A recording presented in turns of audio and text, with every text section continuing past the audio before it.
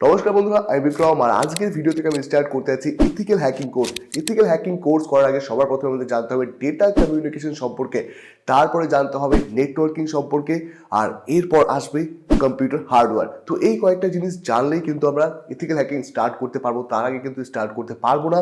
আর সব থেকে বেশি আমাদের যেটার উপর খাটতে হবে সেটা হচ্ছে প্রোগ্রামিং আমরা পরে আসছি, আগে এইগুলো সম্পর্কে জেনে নিই। কম্পিউটার নেটওয়ার্কিং সম্পর্কে ধারণা হোক, ডেটা কমিউনিকেশন সম্পর্কে ধারণা হোক, তারপর কিন্তু আমরা স্টার্ট করতে পারবো।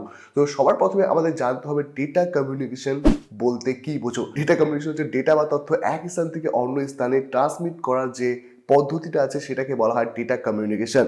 এটা যে কোনো মাধ্যমে হতে পারে, ওয়্যারলেসলি হতে পারে, ওয়্যারের মাধ্যমে হতে পারে। এছাড়া একটি ডিভাইস থেকে অন্য ডিভাইসে যে কোনো প্রকারে তুমি যদি ডেটা আদান প্রদান করতে পারো তাকেও কিন্তু ডেটা কমিউনিকেশন বলা হয়। এটা আমি তোমাদের শর্টকাট জাস্ট বোঝানোর জন্য বললাম।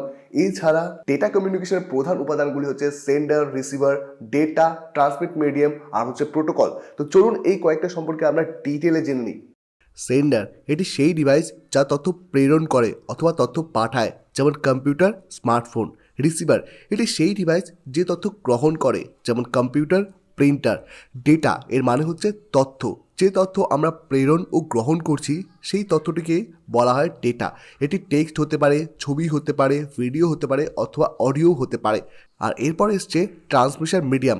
এটি সেই মাধ্যম যার মাধ্যমে ডেটা প্রেরণ করা হয়। এটি হতে পারে তারবিহীন, ওয়্যারলেস বা তারযুক্ত, ওয়্যার্ড, যেমন optical fibre, coaxial fibre cable, radio wave. Protocol হলো কিছু নিয়মকানুন যা ডেটা কমিউনিকেশনের জন্য প্রয়োজনীয়। এটি নিশ্চিত করে যে তথ্য সঠিকভাবে প্রেরণ ও গ্রহণ হচ্ছে। ডেটা কমিউনিকেশনে কিছু বৈশিষ্ট্য রয়েছে, যেমন অ্যাকুরেন্সি, স্পিড, রিলায়েবিলিটি, ডিস্টেন্স। এগুলো আমি তোমাদেরকে একটু বুঝিয়ে দিচ্ছি।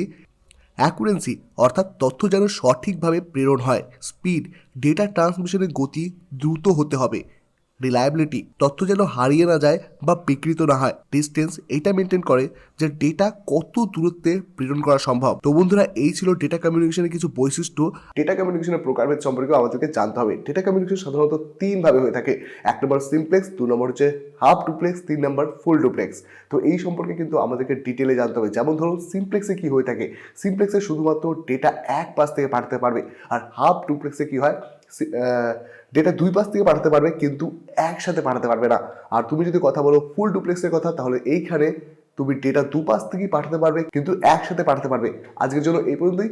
তো এখান থেকে তোমরা আশা করি কিছু বুঝতে পেরেছো। যদি বুঝে থাকো তাহলে অবশ্যই ভিডিওটি লাইক করবে, শেয়ার করবে। যদি ভিডিওটা ভালো লাগে তাহলে অবশ্যই শেয়ার করবে। আর তুমি যদি আমার চ্যানেল নতুন এসে থাকো তাহলে অবশ্যই সাবস্ক্রাইব করতে ভুলবে না, কারণ আমি এখানে ইথিক্যাল হ্যাকিং সম্পর্কিত রিলেটেড ভিডিও আনতেই থাকবো।